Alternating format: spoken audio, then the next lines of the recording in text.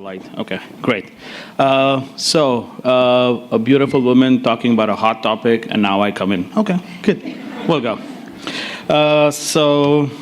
This is my disclosure. Please go to fundme.vishal.org. Put in any money you have. So the question is, before we go into the latest drug-coated technology, we need to know why PAD, or peripheral arterial disease, is important. You can actually see that somebody who just has pure intermittent claudication, maybe your regular cardiac aortic stenosis patients, if you actually just track their course, in 10 years, their survival goes down from 100% to almost like 55%. Their risk of MI, intervention, and amputation also progressively increase. So it is a pretty significant disease which is taken, I wouldn't say, not that lightly, but still has more awareness about it. And similarly with the trend with the age, as and how the age grows up, the incidence of having the prevalence of the disease significantly increases, almost to 16%, and unfortunately women taking over men after the age of 85. So talking about the endovascular management of PAD, we have a lot of new technologies. We have drug-coated stent, bioabsorbable stents, flexible self-expanding stents, drug-coated balloons, and all those fancy devices. So today I'm just going to talk about the drug-coated balloons and the drug-coated stents. I know people who deal with coronary aspect, they're like, this is not something new to them. They're like, this we've been doing since 2003. What are you talking about? But for the peripheral guys, it's actually translating the same technology into the PAD and actually giving results which are more viable, because the plain old balloon angioplasty, from our experience both in the peripheral and the coronary aspect, it doesn't really work. So we have to come up with something, and this is what we're working right now. So you can see the importance of DCB, or drug-coated balloon like we call it, and it's gaining very much traction here in the US. So what is drug-coated balloon? It's actually one of the latest technologies in market. It's based on the thought process of nothing left behind. I guess in peripheral, we have a privilege that if we can use these technologies, we don't really have to stent. While in the coronary part, or in the neurological part, we really have to start stenting because we want to keep the vessels viable. In this case, we can just by ballooning.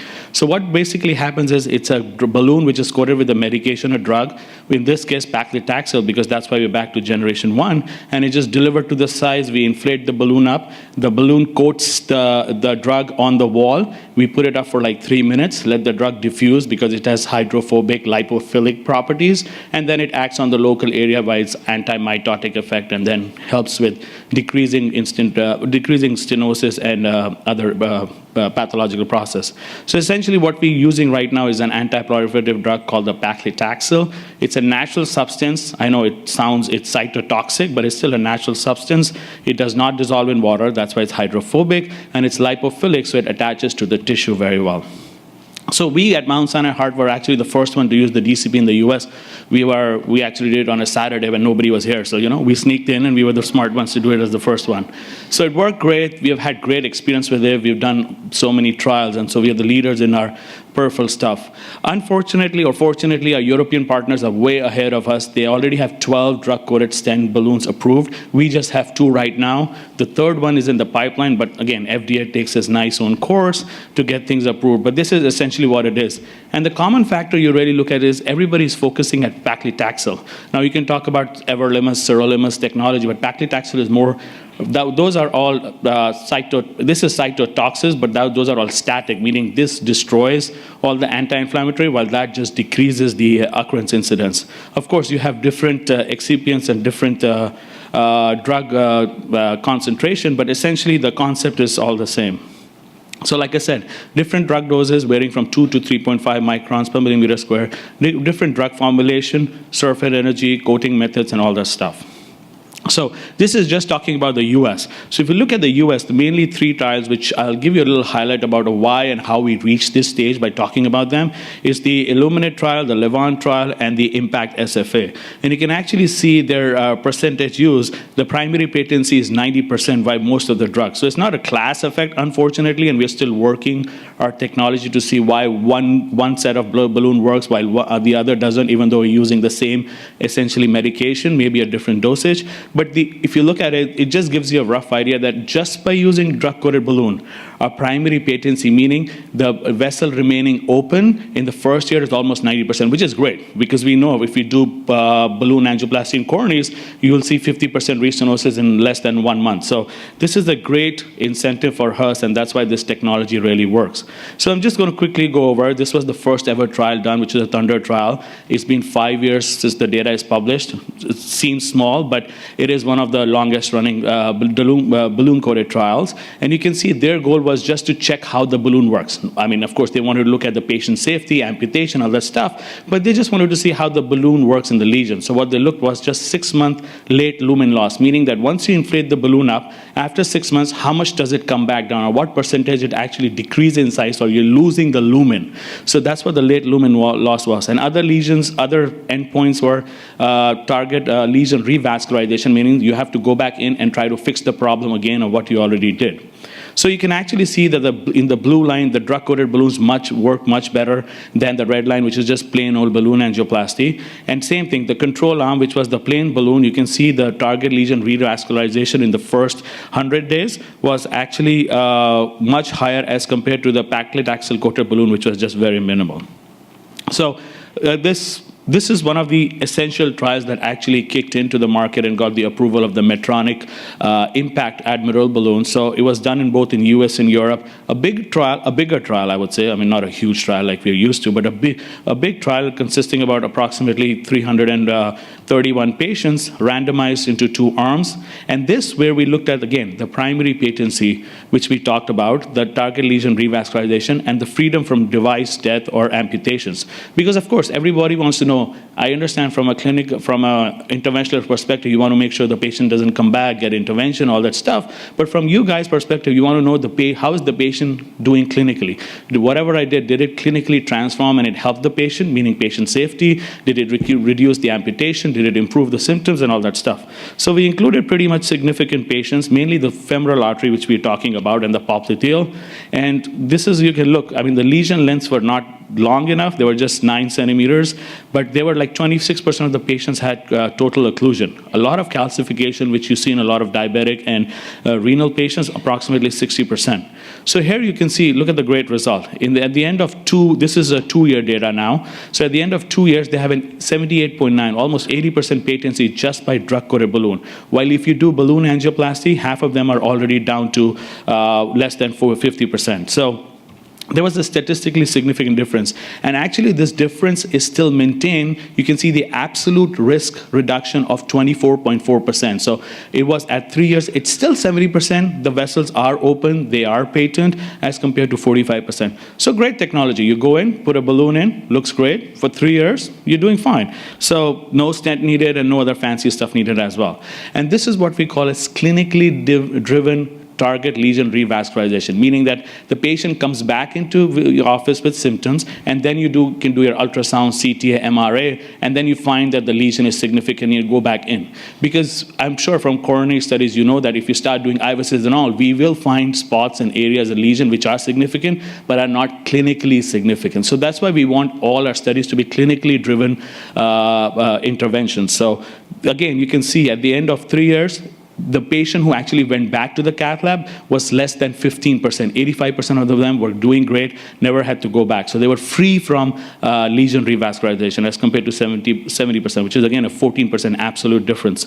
So all the points, if you like, clinically driven TLR, time to the first target lesion revascularization, the primary composite endpoint, device, the limb amputation was none in both, so it is a safe device. Thrombosis, again, was less as compared to PTA, so safer device. So it was non-inferior in safety, which is what we wanted, and of course it was superior in what we wanted it to work, meaning that the patient symptoms. So it also, if you can look, they did a 6-minute walk test, which is like a physiological assessment of how the patient walks and how the functional capacity is. Even though there was no statistical difference, you can see that the DCB achieved the same level of function with less than 48% chance of reintervention.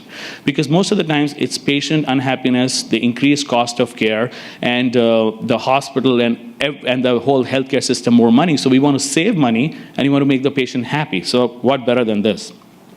Same thing with the walking impairment plan, the mean walking impairment, not much significant, but again, less intervention. So in summary, drug-coated balloons, especially in the IMPACT SFA trial, which showed that it really works. There is good patient response. There is no device-related deaths, no amputation, and no thrombosis rate. So well, we're going to talk about just one more trial. This is well, not just one more, but the Levant-2 trial, which is the other balloon by Bard, which is a Lutonix balloon, which was again approved. This is the second, and out of the two, this is the second balloon which was approved in the US. And again, we're looking mainly at the fem-pop lesions. Same safety criteria we want to look. The inclusion criteria is pretty much the same. Diabetics, which is a general population of 43%. A lot of people having concomitant coronary artery disease, 50%. Obese patients, 35%. Smokers are 35%, which is our general population anyways. A lot of calcification, because you'll realize that as and how we start going on this intervention of legs, calcification is our worst enemy. Like in coronaries, it prevents you from having good luminal gain. It prevents you from putting in stents. It prevents you from having good results down the lane if you don't fix the calcium. So that's why we guys become obsessed with calcium, because it is one of the impairments in our management strategies. So again, looking at the 24-month data, it was non-inferior as compared to standard PTA. I'll skip this part. And again, efficacy, primary patency, 10.5% improvement. Again, the other one looked more fancier than this, but at the end of the day, because at that time standard of care was PTA, both worked great. It was statistically significant, though you might say it's just 0.05, you just barely made it. But eventually they did, and eventually you can see as and how when we compare them, so what they did is they compared how the balloon works, let's say, and how we put a stent in. So resilient stent, durable, all these are bare metal stents. So the whole idea was if there's a lot of disease, you put a stent in, hopefully the vessel remains open, and patency rate and decrease revascularization. So what these guys did and said, you know what, just use our balloon, and our balloon is almost equivalent to a stent. So that's why they call it stent-like results. And the whole idea of our concept, like I stated in the earlier part, is like we don't want to start putting in metals unless we really have to. So it's got nothing left behind strategy. So if drug-coated balloons work as good as the stents, which they're trying to show indirectly through their subgroup analysis, then I think it's a great technology to use. Again, you can see in this case, major amputation was just one patient, which is 0.4%, one episode of thrombosis, and 19 patients died due to other factors. And this is one of the major, the third balloon, which is actually under FDA review, which was actually, Dr. Christian was the PI, co-PI with Dr. Sean Layden, and we actually presented it last year, is the StellarX balloon. Again, a newer technology. The advantage, they say, is they use 2 micrograms per millimeter square, while in IMPACT it was 3.5 of paclitaxel, even though I don't know how much statistically different might be using one dose of the other, because the toxicity of paclitaxel is when the drug dosage is almost 200 times more based on the animal data. So it's still in the safer range. It's not that we're doubling the dose or a time and a half that it's going to be worse. But again, they have a different excipient, which is how the drug is attached. And it was done here in the US. Same inclusion criteria, multi-center prospective randomized trial, if they're going to follow up for 5 years, have a good review with the angiographic core lab, the ultrasound core lab, the clinical events committee, and the drug safety monitoring board. So it's pretty tightly controlled, well-managed, randomized trial to go show us results. They did a 2:1 randomization, DCB versus PTA. And again, if you look, these are certain, again, same category, pretty much the same lesion length. Like we're looking at average restenotic rate. There they have a lesser CTO, like 19%. The previous trials were running at 25 to 30%. So, and the pre-dilatation was performed in all. The whole idea is to make sure the balloon is kept up for a longer period of time. So here again, they proved that after 30 days, the procedure, post-procedure freedom from limb amputation and target lesion revascularization in 12 months was actually statistically significant. So 92.1% patency versus 83.2% patency. Again, cardiovascular death, lesser in the StellarX arm, amputation, non-amputation, again, clinically driven TLR. So everything is working. So we did, again, it's just in a graph form, 91% versus 80%. So 12-month patency, again, doing great. Improving in ankle brachial index after 12 months, which is what we do as a screening method to initially diagnose the patient or even follow up post-procedure. and improvement in walking distance. So, how do all these trials compare against each other? So I've showed you a trial with one kind of a balloon, second and third. Unfortunately, as of now, there is no head-to-head direct comparison. But again, people like to compare because if it comes into your lab and you're like, which one should I use, one or the other? Of course, it's dealer's choice. But the data is pretty much hanging in there. We still need a fewer more technology or balloons to come up. Like in Europe, they have an option of 12 to see how it is doing. And of course, we need longer follow-ups. 2 years, 3 years, somebody might not be convinced because sometimes you'll see in the trials how after 3 years the graphs start to merge in and there is no real clinical significance. So this is just an overview of how the data is done with the patency rate, and the Illuminate, which is the Stellarex balloon, the Impact, which is the Medtronic balloon, and the Levant 2 or the Lutonix, which is the BART balloon, pretty much hanging there. Maybe Lutonix a little bit lesser, but then there were issues, more technical issues in the trial with the balloon inflation, undersizing, and all those things. So in conclusion, actually, the Stellarex works great in severely calcified lesions. In diabetic patients, the patency is 83%, and the target lesion revascularization, so the chances of a patient coming back are less than 6.4%. So safe, efficacious, well-working medication, DCB. And this is just an overview of how different kinds of balloons have been studied over with 6 different technologies. Somebody has a 3 microgram with a copolymer of ultra-Wist. Somebody has an excipient of sorbitol. Somebody has urea, no excipient at all. So you can see across the trend there is beneficial of using drug-coated balloon as compared to just doing plain old PTA.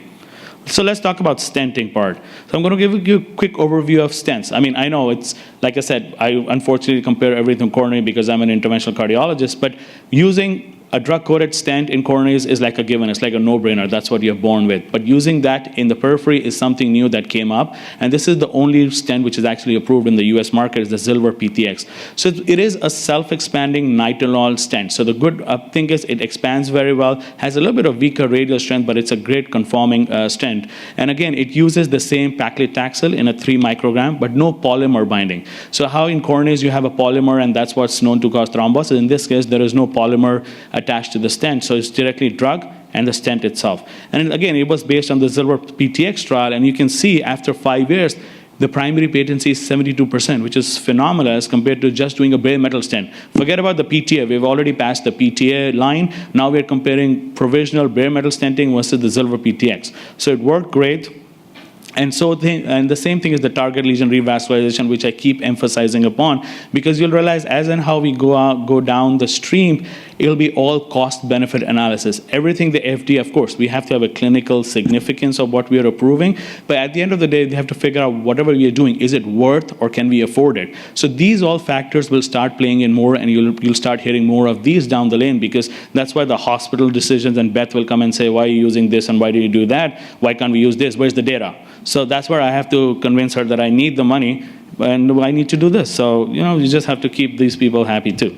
So, Again, the integrity part, the stent fractures, if you can see, everybody's concerned about fracture, especially in the leg. It moves, it flexes, it bends. The trials have actually shown that even after 3 years, the stent fracture incidence is barely 1.9%. So nowadays, with the durability and the latest technology and the thin stent struts and more flexibility, the stent fracture is a rare phenomenon, because stent fracture can lead you to thrombosis, ISR, instant restenosis, and again, recurrence of claudication.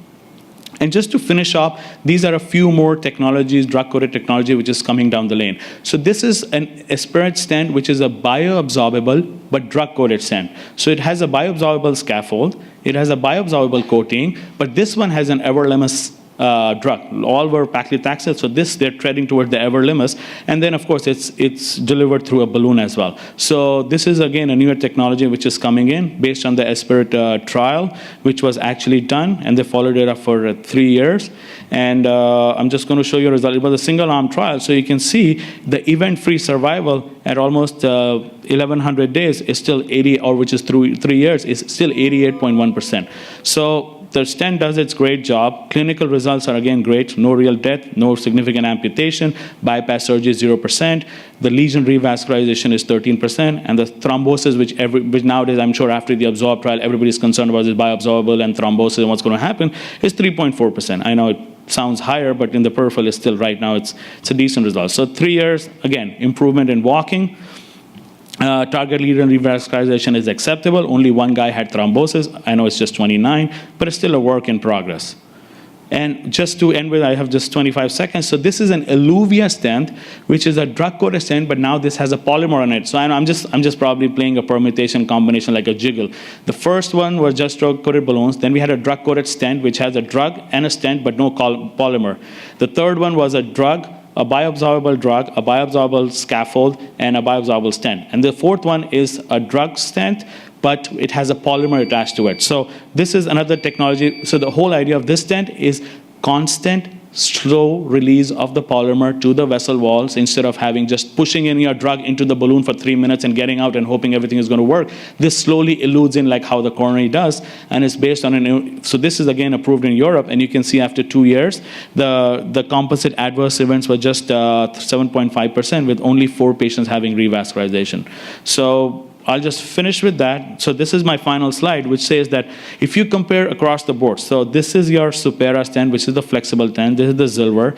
These are regular bare metal stents. These are covered stents, and this is your balloon. And this is your balloon angioplasty, which is the DCB. You can see the DCB data is good in comparison to all the stents. So we have a good technology which is coming in, which is going to help in treating of the patients on a more viable cost and with great results. Thank you.